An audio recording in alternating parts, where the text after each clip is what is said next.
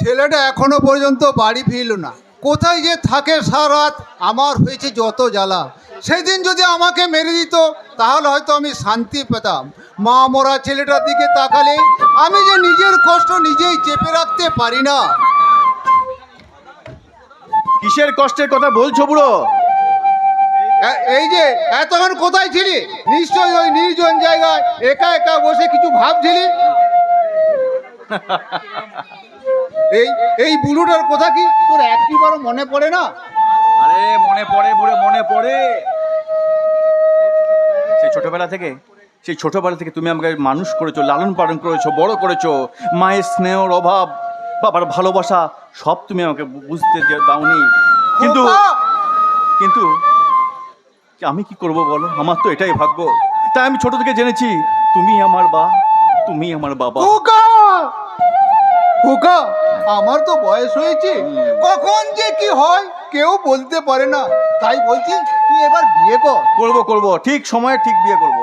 শোনো, এই ধরো, এই নাও 25,000 টাকা। আর তোমাকে বাইরে কাজ করতে হবে না। এতগুলো টাকা তুই কোথায় পেলি? আরে আমি চাকরি পেয়েছি বুড়ো, আমি চাকরি পেয়েছি। হ্যাঁ, কি বলছিস? তুই চাকরি পেয়েছিস? হ্যাঁ। হে ঈশ্বর, এতদিন পর তুমি আমাদের উপর মুখ তুলে তাকিয়েছো। আজ যে আমার কি আনন্দ হচ্ছে তোকে বোঝাতে পারছি না রে বাদশা, তোকে বোঝাতে পারছি না। তুই চাকরি পেয়েছিস, আর যদি তোর মা বেঁচে থাকতো তাহলে কি আনন্দই না পেতো। আচ্ছা, কিসের আনন্দের কথা বলছেন? আজ অনেক দিন পর আপনাদের মুখে হাসি দেখলাম, কি ব্যাপার? দিদিমণি, তুমি এসেছো, এই আনন্দের কথা শুনে না তুমিও অবাক হয়ে যাবে, অবাক। তাই? তাহলে শুনি, বলো বাদশা, বলো কি সেই আনন্দের কথা যা শুনলে আমি অবাক হয়ে যাব? আরে বিদিশা, আমি চাকরি পেয়েছি। বিদিশা, চাকরি পেয়েছি। কি বলছো বাদশা? সত্যি সত্যি তুমি চাকরি পেয়েছো? হ্যাঁ, সত্যি আমি চাকরি পেয়েছি। তোমরা কথা বলো, আমাকে একটু বাজারে যেতে হবে, বাড়িতে একটা কিছু নেই। দিদিমণি, আজ তুমি না খেয়ে কিন্তু বাড়ি যেও না। আমি বাজার করে নিয়ে এসে সবাই মিলে একসঙ্গে জাং জমিয়ে খাবো। ঠিক আছে কাকু। এই যে মশাই, আমি কিন্তু খুব খুশি হয়েছি। তাই? খুশি হয়েছে তুমি? সত্যি বলছো? তা আমার থেকে কে বেশি খুশি হবে শুনি? তবে জানো বাদশা, আজ তোমার জন্য না একটা সুখবর আছে। তাই? এ বলো শুনি, কি সুখবর? তোমার আমার সম্পর্কটা বাবা মেনে নিয়েছে, আর যত তাড়াতাড়ি সম্ভব বাবা তোমাকে দেখতে চেয়েছে। তুমি সত্যি বলছো? আমি স্বপ্ন দেখছি না তো বিদিশা? না গো না, স্বপ্ন নয়, সব সত্যি। এবার আমরা বিয়ে করব, সুখে সংসার করব। আমি যে এরকমটা হবে আমি ভাবতেই পারিনি বাদশা, বিশ্বাস করো। বিদিশা, হঠাৎ যদি কোনো কাল বৈশাখী ঝড় আসে আমাদের ভালোবাসা? কেন? শক্ত খুঁটির মতো জড়িয়ে থাকবো আর গাইবো, কি? তুমি আমার জীবন সাথী, তোমায় আমি ভালোবাসি। তুমি আমার সূর্য সোনা, তুমি যে চাঁদের হাসি। তুমি আমার জীবন সাথী, তোমায় আমি ভালোবাসি। তুমি আমার সূর্য সোনা, তুমি যে চাঁদের হাসি। তুমি আমার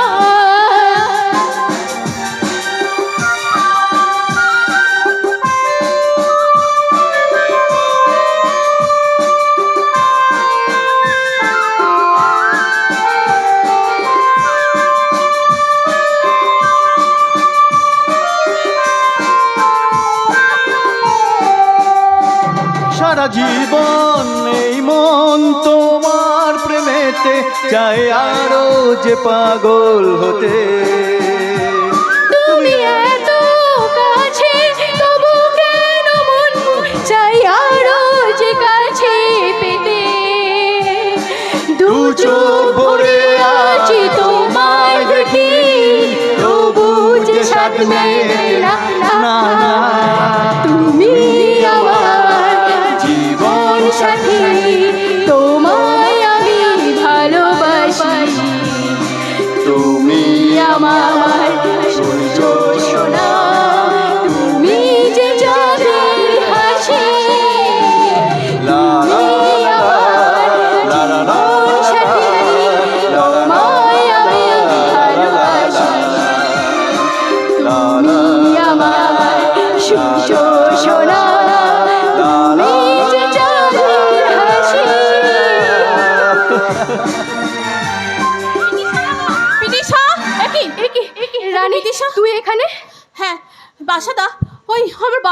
বলছো? তোমার বাবা? হ্যাঁ, পাড়ার লোকেরা বললো বাবা নাকি এদিকে এসেছে। কই তোমার বাবাকে তো আমরা দেখিনি। আচ্ছা রানী, কি হয়েছে বলতো? তোকে এরকম লাগছে কেন? আর সকাল থেকে না বাবা কেমন যেন করছে। আরে আরে তোমরা তো জানোই না যে আমার বাবা পাগল। পাগল? সে কি কাকুর এরকম অবস্থা? ওই আমাকে তো আগে বলিসনি। কি হয়েছে আমাকে বলো। সে এক বিরাট ঘটনা। বলো আমাকে, কোনো ভয় নেই। কেন তো নার্ভাস হচ্ছে? আমাকে বলো সব। বল রানী বল, কি সেই ঘটনা? সে ঘটনা বলতে চাই না, তুই অনেক কষ্ট পাবি রে। তুই আমাদেরকে সবটা খুলে বল, তাতে তোর কষ্টটা একটু কমবে। বল রানী বল, কি হয়েছে বল। বলো বলো রানী, বলো সব কিছু বলো। কি সেই ঘটনা আমাকে বলো রানী, বলো। তাহলে শোনো, আজ থেকে 10 বছর আগেকার কথা। বাবা এই পাড়ার কৃষ্ণ মন্দিরে পুজো করত। পাড়ার লোকেরা সবাই বলল যে রাত্রেবেলায় বাবাকে কৃষ্ণ মন্দিরে থাকতে হবে। কৃষ্ণ মন্দিরে মুকুট ছিল সোনার। পাড়ার লোকেরা তো বাবাকে খুব ভালোবাসতো। বাবা তার কথা ফেলতে পারলো না। তাই বাবা রোজ সন্ধ্যাবেলা চলে যেত, আর সকালে হলে ঘরে ফিরে আসতো। কিন্তু একদিন, হঠাৎ করে একদিন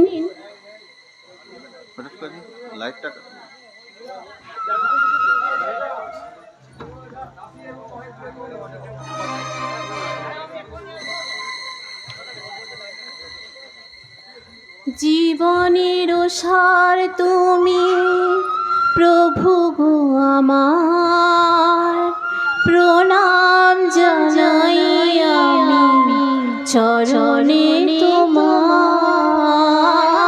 জীবনের সার তুমি প্রভু গো আমার, প্রণাম জানাই আমি চরণে তোমার।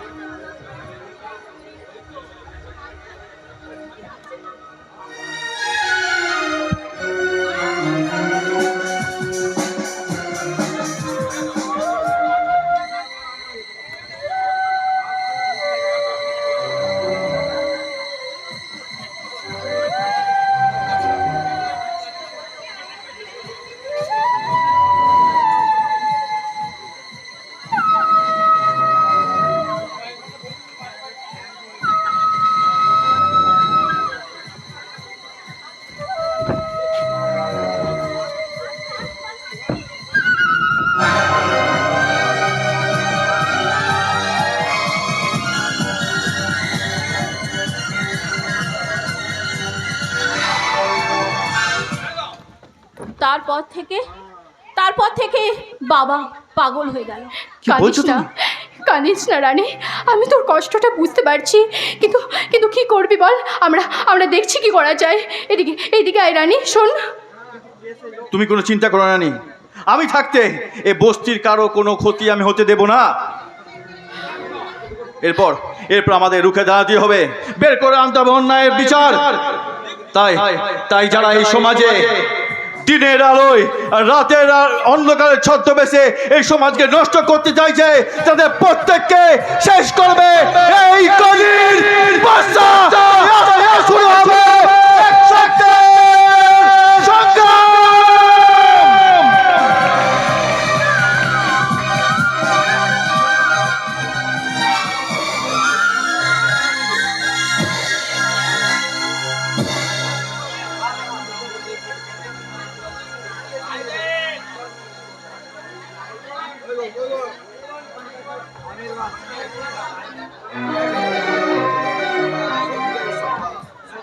সংগ্রাম। সত্যের সংগ্রাম।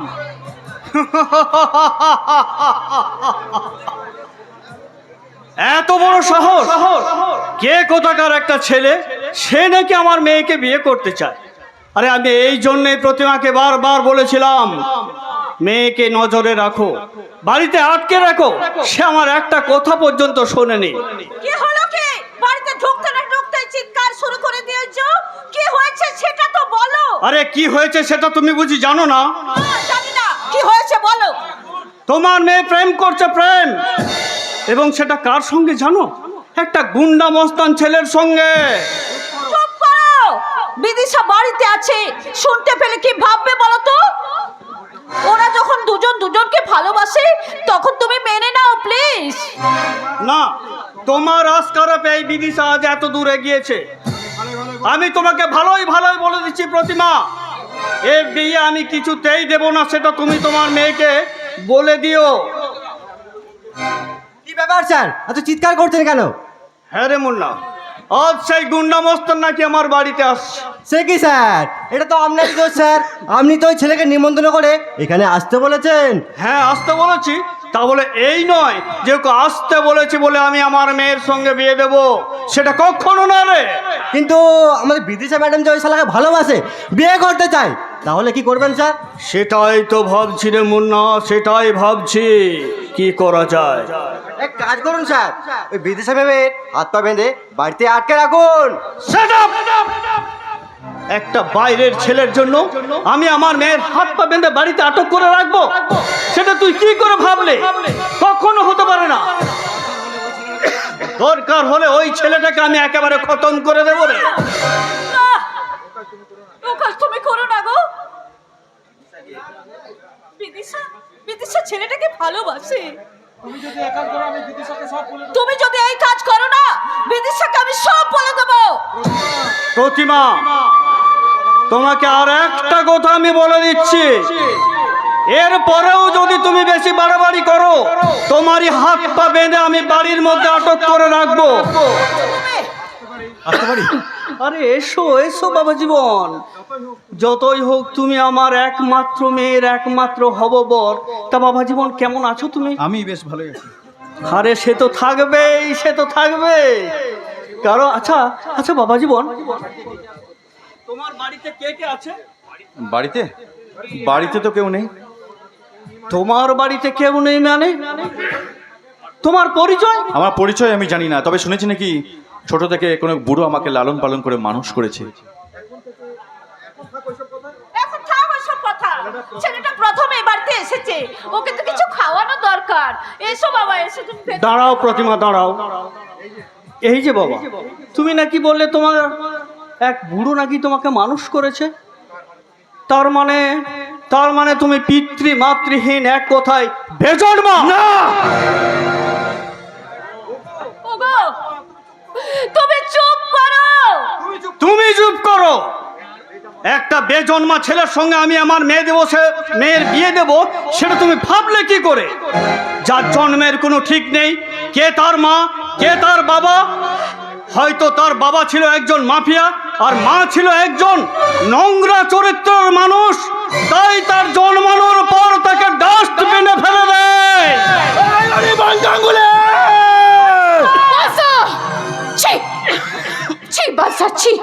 তুমি এত নিচু মনের মানুষ আমার জানা ছিল না। তুমি আমার বাপিকে মেরে দিতে চাইছো। একটাও কথা বলবে না তুমি। তুই দেখ মা, দেখ দেখ, তুই নিজের চোখেই দেখ, তুই কেমন ছেলেকে ভালোবেসেছিস মা, তুই নিজের চোখেই হ্যাঁ দেখ। বাবা, আমি ভুল করেছি। এই ছেলেকে ভালোবেসে আমি ভুল করেছি বাবা। আর একটা কথাও তুমি বলবে না। একটা রাস্তা ছেলেকে তুলে নিয়ে আমি আমার মনের মন্দিরে বসাতে চেয়েছিলাম, কিন্তু না, একটা কুকুরের লেজ যেমনি সোজা করা যায় না, ঠিক তেমনি আমি তোকে ভালোবেসে ভালো রাখার চেষ্টা করি না কেন, তুমি কিছুতেই ভালো থাকতে পারবে না।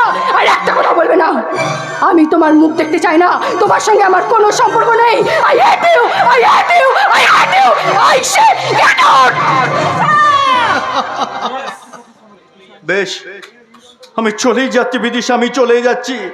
তবে একটা কথা তুমি মনে রাখো বিদিশা, ভুল করে ভুলে যাওয়া যায় বিদিশা, কিন্তু ভুল করে ভুলটা শুধরে মনে রাখাটা অনেক কঠিন।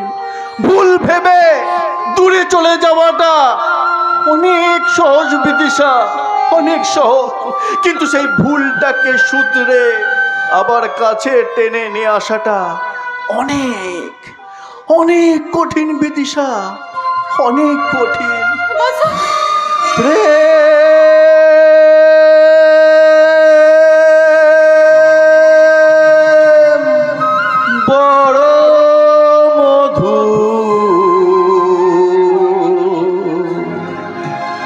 কভু কাছে কভু শুধু প্রেম বড় মধু কভু কাছে কভু শুধু কখনো জীবনে ফুল ফোটায় কখনো জীবনে ফুল ফোটায় কাঁদিয়ে যায় শুধু প্রেম বড় মধু কবু কাছে কবু শুধু বিদিশা রে মা, বিদিশা। বিদিশা, বাবা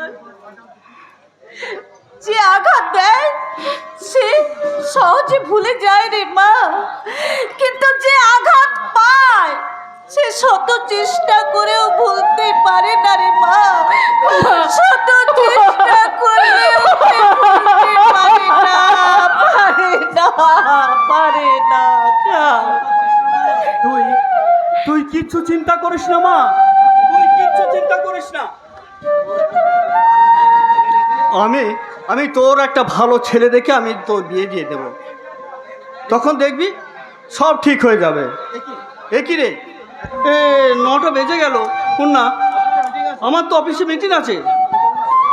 আমি চললাম না বিদিশা, এমন না আমি আসি। দেখিস তুই এখনই একবার গাড়িটা নিয়ে প্রচারে বেরিয়ে পড়, দেখিস সবাইকে বুঝিয়ে বলবি ভোটটা যেন আমাকেই দেয়, বুঝেছিস? Okay sir. তাহলে আমি এখন আসি মুন্না। আরে সালা, এই সুযোগ তো সালা হাত ছাড়া করা চলবে না। একবার তুষারকে ফোন করে আসতে বলি।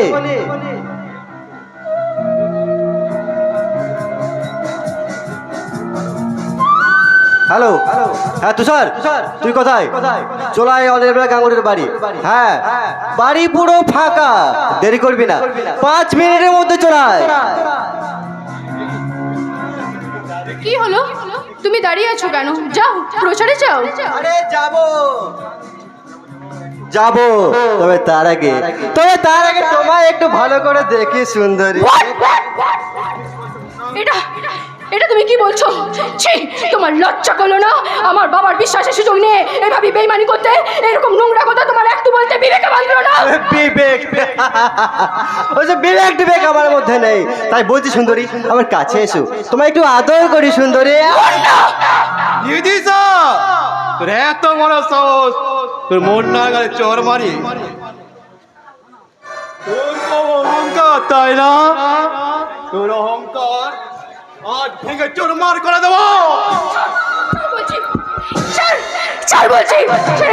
ছেড়ে দে, বাসা যদি জানতে পারে তাহলে কিন্তু তোদের রক্ষে থাকবে না।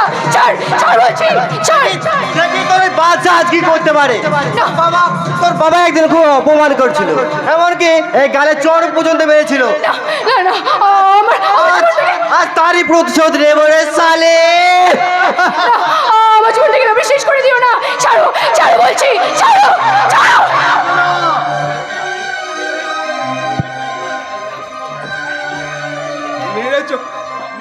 মেরেছো কলসির কানা, তা বলে কি প্রেম দেব না? না, আমার বাচ্চাটাও এইভাবে আমার জীবনটাকে শেষ করে দিও না, এইভাবে শেষ করে দিও না। তোর জীবন তো শেষ করবো না সালে, শুধু একটুকু মধু খাবো, বাস আমরা বাড়ি চলে যাবো।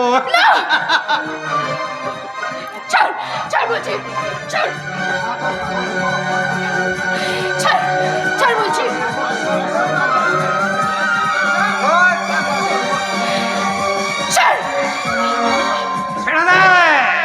ছেড়ে দে তোরা, এইভাবে একটা মেয়ের জীবন তোরা নষ্ট করে দিস না। তোরা তো শেষ করে দিয়েছিস সেই আরজি কর কলেজের উদীয়মান ডাক্তার অভয়াকে, তোরা তো শেষ করে দিয়েছিস সেই ফুটফুটে 9 বছরের মেয়ে তামান্নাকে, তোরা শেষ করে দিয়েছিস সেই ল কলেজের মেয়েটিকে। আর কত মেয়ের জীবন তোরা এইভাবে নষ্ট করে দেবে। তোরা বলে যাচ্ছিস এরা হচ্ছে নারী, মায়ের যা যে মায়ের গর্ভে তোদের জন্ম সেই মায়ের উপর তোরা অত্যাচার করছিস।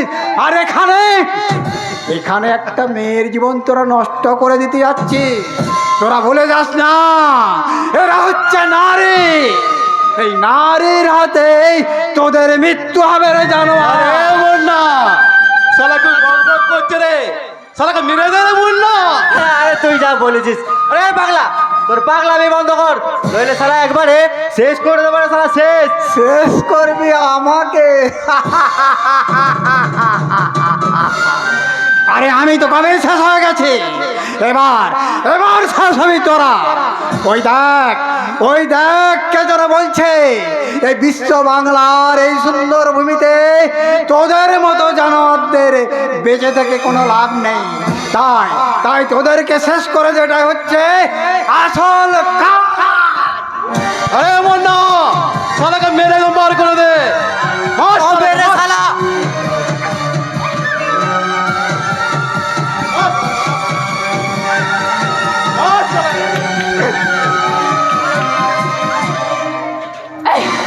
এই শয়তান, এটা কি করলি? মা ফাঁকা ময়দান, একেবারে ফাঁক, আমি গোল দেবই দেব। এসো সুন্দরে।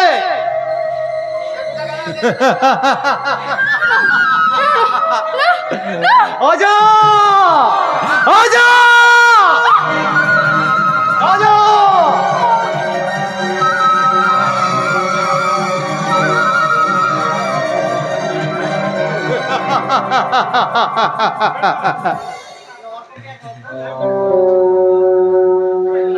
চলি সুন্দরী, আবার দেখা হবে।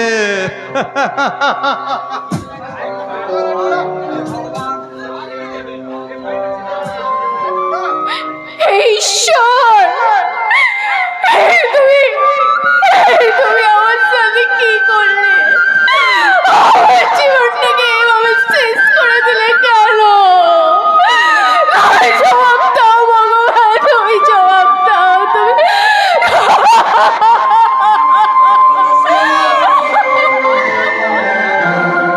বিদিশা, এ কি রে বিদিশা মা, তোর জন্য আমি প্রসাদ এনেছি।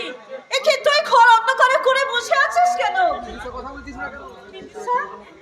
বিদিশা, কথা বলছিস না কেন মা? ওঠ বা ওঠ, কথা বল। প্রতিমা আমার খুব খিদে পেয়েছে, আমাকে তুমি কিছু খেতে দাও। এ কি রে, কি হয়েছে বিদিশা মা, তোর কি হয়েছে বল, তুই আমাকে বল। মাগো, যে সব কিছু শেষ হয়ে গেল। এই সভ্য সমাজে আমি কি করে মুখ দেখাবো?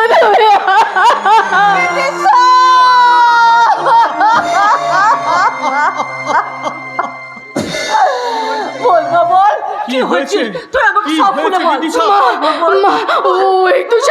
ওই তুষার আমায় ধর্ষণ করে। তাকে মা শোনো না, তাকে কে সাহায্য করেছে জানো? ওই মুন্না,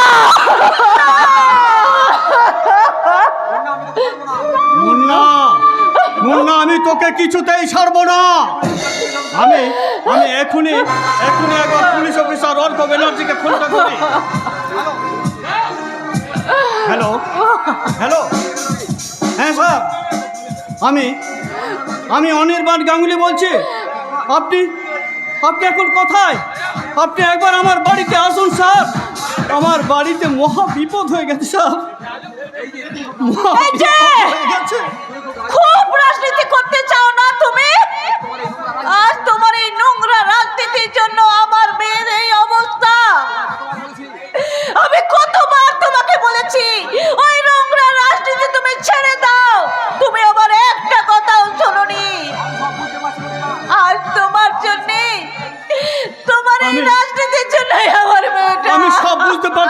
আমি সব বুঝতে পারছি, কিন্তু আমি কি করে জানবো বলো যে এইভাবে জওহরলাল অধিকারী লোকেরা আমার এত বড় সর্বনাশ করে দেবে? চুপ করো বাবি, আমি যে আর সহ্য করতে পারছি না। বিদিশা বাবু, আরে আরে আসুন আসুন স্যার আসুন। ওই জওহরলাল অধিকারীর ছেলে তুষার আর আমার পার্টনার মুন্না, ওরা দুজনা মিলে আমার মেয়ের এত বড় সর্বনাশ করেছে স্যার। ও মাই গড, এ আপনি কি বলছেন? ওদের এত বড় সাহস! আমি কিছুতেই ছাড়বো না। এই অফিসার যখন আছে ওদের ব্যবস্থা ঠিক করবে। তাই করুন অফিসার, আপনি তাই করুন। ম্যাডাম আপনি ঠিক বলছেন তো? ও গাঙ্গুলি, ওই যে তুষার এবং কি মুন্না, ওরা দুই নাই এই বিদিশা ম্যাডামকে ধর্ষণ করেছে। হ্যাঁ অফিসার, এই দিবালোকে ওরা আপনি চুপ করুন ম্যাডাম, আপনি চুপ করুন, আমি দেখছি।